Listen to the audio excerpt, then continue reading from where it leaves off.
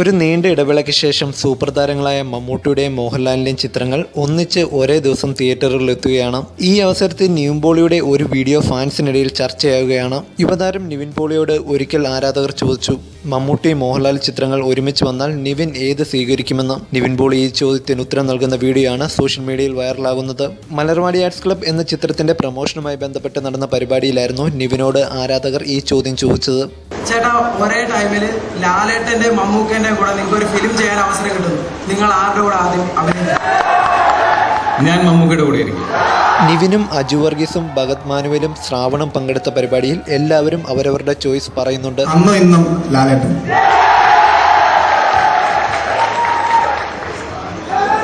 ഇന്നും എന്നും മമ്മൂക്കയോടൊപ്പം ലാലേട്ടൻ.